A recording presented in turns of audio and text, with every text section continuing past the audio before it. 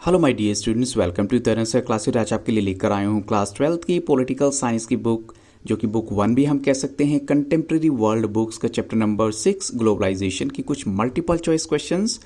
और ये भी कहना चाहूँगा, अगर अभी तक आपने मेरी चैनल की प्लेलिस्ट को विजिट नहीं किया तो कोई बात नहीं, आप इस वीडियो का डिस्क्रिप्शन बॉक्स जरूर देखिएगा। वहाँ पर आपको डिफरेंट वीडियोस और as well as different playlist के लिंक्स मिलेंगे, जहाँ से आप अपनी जो भी आपको ज़रूरत है, रिक्वायरमेंट है, उसको आप विजिट कर सकते हैं, देख सकते हैं।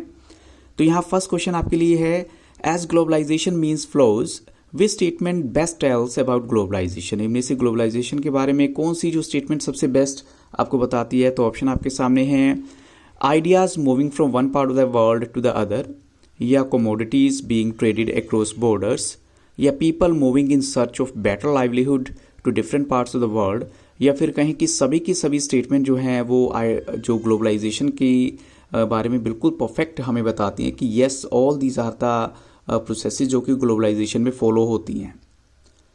तो बच्चों यहाँ पर राइट आंसर क्या होगा? यहाँ पर करेक्ट आंसर है option D, all of these, जिसमें आता है सभी की सभी बातें जो हैं ग्लोबलाइजेशन को लेकर जो कही गई हैं बिल्कुल सही हैं। अब चलते हैं क्वेश्चन नंबर 2 के लिए, which crucial element is created and sustained as a consequence of these constant flows.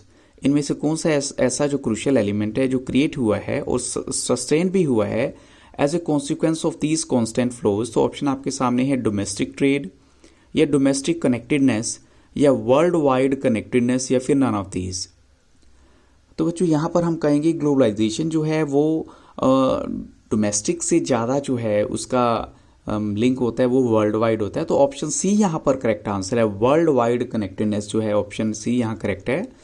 अब चलते हैं क्वेश्चन नंबर 3 के लिए, which manifestation is not connected with the multi dimensional concept of globalisation. इनमें से कौन सी मैनिफेस्टेशन जो है वो multi dimensional concept of globalisation से कनेक्टेड नहीं है? तो ऑप्शन आपके सामने है, इकोनॉमिक, रिलीजियस, पॉलिटिकल, या फिर कल्चरल। तो जो मैनिफेस्टेशन कॉन्सेप्ट ऑफ ग्लोबलाइजेशन या ग्लोबलाइजेशन के कॉन्सेप्ट से कनेक्टेड नहीं है वो रिलीजियस है। यहाँ पर रिलीजियस का इससे कोई मतलब नहीं होता, इकोनॉमिक, पॉलिटिकल और कल्चरल तो है ही है। तो बच्चों यहाँ पर जो राइट आंसर था वो ऑप्शन बी था। अब चलते हैं क्वेश्चन नंबर 4 के लिए, what led in the basis for the creation of nationalism. अब क्या चीज़ ऐसी है जिसकी वजह से, तो यहाँ पर जो ऑप्शन है वो है ट्रांसपोर्ट, प्रिंटिंग, इलेक्ट्रिसिटी, या फिर कंप्यूटर। तो हम कह सकते हैं, अगर अब अपनी कंट्री की भी बात करें, नेशनलिज्म को स्प्रेड करने में सबसे ज़्यादा जो हेल्प की थी वो थी एक्चुअल में प्रिंटिंग ने। ऑप्शन बी यहाँ पर करेक्ट आंसर है, क्योंकि प्रिंटिंग से बहुत कुछ ऐसा हुआ था जब लैंग्वेज के बाद लोग एक दूसरे को समझ पाए, लैंग्वेज जानने के बाद। तो प्रिंटिंग यहाँ करेक्ट आंसर है। अब चलते हैं क्वेश्चन नंबर 5 के लिए, which invention has revolutionised communication between different parts of the world. कौन सी इन्वेंशन ने रेवोल्यूशनाइज्ड किया है कम्युनिकेशन को different parts of the world में? तो ऑप्शन आपके सामने है, माइक्रोचिप, टेलीफोन, ट्रांसपोर्ट, या फिर बोथ ए एंड बी।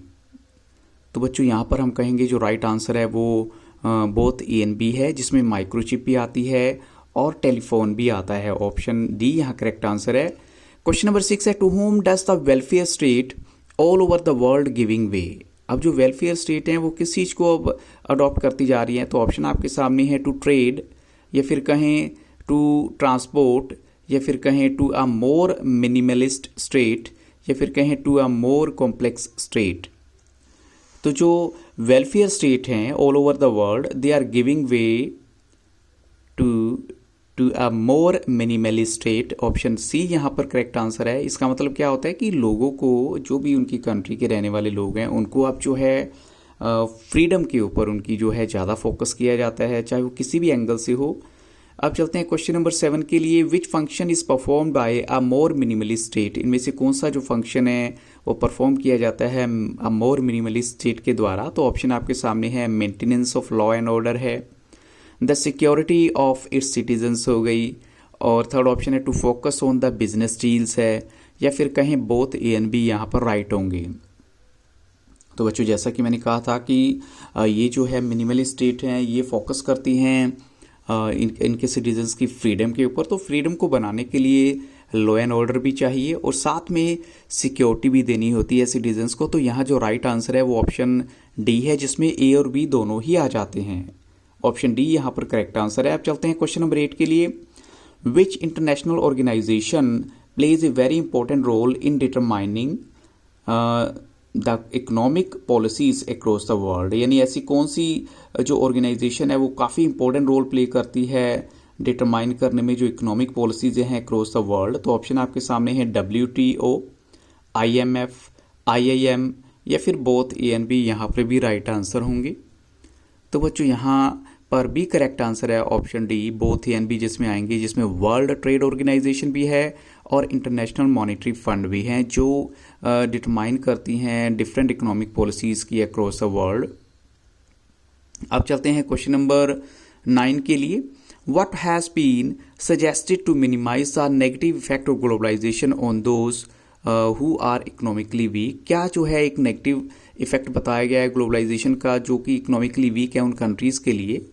तो ऑप्शन आपके सामने है इंस्टीट्यूशनल सेफगार्ड्स या फिर कहीं नेशनल सेफ्टी नेट्स या फिर कहीं सोशल सेफ्टी नेट्स या फिर यहाँ पर भी जो कह सकते हैं बोथ ANC यहाँ राइट आंसर हैं। तो बच्चों यहाँ पर जो राइट आंसर है वो है ऑप्शन डी, जिसमें बोथ ANC दोनों ही आ जाते हैं। एक तो इंस्टीट्यूशनल सेफगार्ड नहीं है उनके पास, ना ही कोई सोशल सेफ्टी नेट है, तो ये थोड़ा सा एक इशू रहता है जो इकोनॉमिकली वीक कंट्री रहती हैं। अब चलते हैं क्वेश्चन नंबर 10 के लिए। Who has described globalisation as recolonisation of the world? अब ये बात किसने कही थी कि ग्लोबलाइजेशन एक्चुअल में फिर से रीकोलोनाइजेशन है वर्ल्ड का? तो ऑप्शन आपके सामने है some politicians, some social scientist, some thinkers या फिर सम इकोनॉमिस्ट। तो ये बात जो कही थी वो किसने कही थी बच्चों? यहाँ पर राइट आंसर है, ये बात कही थी कुछ इकोनॉमिस्ट ने कि ये फिर से ऐसा लग रहा है कि जैसे रीकोलोनाइजेशन हो रहा है पूरी दुनिया का, ग्लोबलाइजेशन को देखते हुए उन्होंने ऐसा कहा था।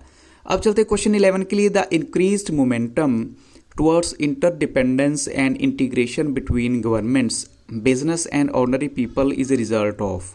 जो हमारे बीच में मोमेंटम हुआ है, इंटरडिपेंडेंस हुई है, इंटीग्रेशन हुआ है, एक दूसरे के साथ मिलना जुलना हुआ है, गवर्नमेंट का भी हुआ है, बिजनेस या ऑर्डर, ये किस चीज़ का रिजल्ट है? तो ऑप्शन आपके सामने हैं अंडरस्टैंडिंग, एजुकेशन, नॉलेज या फिर ग्लोबलाइजेशन की वजह से। तो ऑफकोर्स बच्चों इसमें कोई डाउट ही नहीं है कि ये सब की सब बातें पॉसिबल हुई हैं वो सिर्फ ग्लोबलाइजेशन की वजह से हुई हैं। अब चलते हैं क्वेश्चन नंबर 12 के लिए। The rise of the uniform culture which is the result of the globalisation is also known as, यानी जो यूनिफॉर्म कल्चर जिसकी हम बात करते हैं जो कि ग्लोबलाइजेशन का रिजल्ट है, उसको किस नाम से जाना जाता है? तो ऑप्शन आपके सामने है cultural manifestation, cultural improvement, cultural homogenisation या फिर कल्चरल हेट्रोजेनाइजेशन। तो ये जो राइट आंसर है वो है कल्चरल होमोजेनाइजेशन, ऑप्शन सी यहाँ पर करेक्ट आंसर है। अब चलते हैं क्वेश्चन नंबर 13 के लिए। Why did India embark on a program of economic reforms in 1991? India ने जो है क्यों एक प्रोग्राम के ऊपर फोकस किया जो कि इकोनॉमिक रिफॉर्म्स का था 1991 में? ड्यू टू फाइनेंशियल क्राइसिस या फिर कहें the desire for higher economic growth या फिर कहें कि the desire to over power others. तो हम कहेंगे बच्चों जो यहाँ राइट आंसर है वो ड्यू टू फाइनेंशियल क्राइसिस के साथ साथ हायर इकोनॉमिक ग्रोथ का भी था। तो ऑप्शन डी यहाँ करेक्ट आंसर है, जिसमें और भी दोनों ऑप्शन करेक्ट होंगे। क्वेश्चन 14 है। Who argued that the contemporary globalisation represents a particular phase of global capitalism that makes the rich richer and the poor poorer?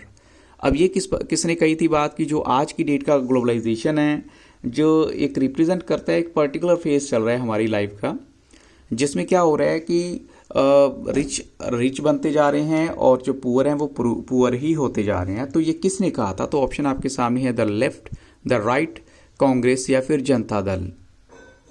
तो बच्चों यहाँ पर राइट आंसर है, ये बात कही थी द लेफ्ट ने, यानी जो लेफ्ट विंग वाले लोग थे उन्होंने ऐसा कहा था। क्वेश्चन 15 है। When at the WTA ministerial meetings there were protest at Seattle alleging unfair trading practices by the economically powerful states? ये कब हुआ था ऐसा कि WTO की मिनिस्ट्रियल मीटिंग में बहुत सारे जो है अलेज किया गया कि ये सब कुछ अनफेयर ट्रेडिंग प्रैक्टिसेस हो रही है इकोनॉमिकली पावरफुल स्टेट के द्वारा? तो ऑप्शन आपके सामने है 1998, 1999, 2000 या फिर 2002 में। तो यहाँ पर राइट आंसर बच्चों क्या होगा? यहाँ पर करेक्ट आंसर है ऑप्शन बी, 1999 में ऐसा हुआ था जब इस बात के ऊपर जोर दिया गया कि जो इकोनॉमिकली पावरफुल कंट्री हैं वो दूसरी कंट्रीज़ के साथ अनफेयर ट्रेड प्रैक्टिसेस जो कर रही हैं। क्वेश्चन 16 है, what brings together a wide coalition composed of human rights activist, environmentalist, labour, youth and women activist oppose to new liberal globalisation. अब क्या चीज़ ऐसी है जो इन सबको एक साथ लेकर आती है जो कि अपोज है न्यू लिबरल ग्लोबलाइजेशन के? IMF, WTO या WSF या फिर ऑल ऑफ दीज? तो बच्चों वो जो राइट आंसर है वो है world social forum. Option C यहाँ पर करेक्ट आंसर है जो इन सबको एक साथ लेकर आती है। अब चलते हैं क्वेश्चन नंबर 17 के लिए। When was the first world social forum meeting organised and where? तो ऑप्शन आपके सामने है in 2000 Brazil, 2001 Brazil, 2002 Brazil, 2003 Brazil. तो यहाँ पर राइट आंसर बच्चों क्या है? जो first world social forum meeting हुई थी वो हुई थी नो डाउट ब्राज़ील में, लेकिन वो हुई थी 2001 में। अब चलते हैं क्वेश्चन नंबर 18 के लिए। When was the fourth world social forum meeting held in where? कहाँ पर हुई थी वो? तो ऑप्शन आपके सामने है 2004 मुंबई, 2005 मुंबई, 2006 पूना, 2004 चेन्नई। तो जो हम कह सकते हैं फोर्थ जो मीटिंग हुई थी वो हुई थी ऑप्शन ए यहाँ पर जो है राइट आंसर है मुंबई में 2004 में। अब चलते हैं क्वेश्चन नंबर 19 के लिए। When was the seventh world social forum meeting held and where? तो ऑप्शन आपके सामने है इन नैरोबी केन्या इन 2006 या फिर इन नैरोबी केन्या इन 2008, इन नैरोबी केन्या इन 2007 या इन नैरोबी केन्या इन 2009। तो बच्चों यहाँ पर राइट आंसर है, जैसा कि आप देख सकते हैं, अगर फर्स्ट मीटिंग हमारी 2001 में, फोर्थ 2004 में, और तो 7 कहाँ होगी? यस ऑफ कोर्स 2007 में। आपके लिए थोड़ा सा लर्न करना इजी हो जाएगा। नैरोबी में हुई थी केन्या में इन 2007 में।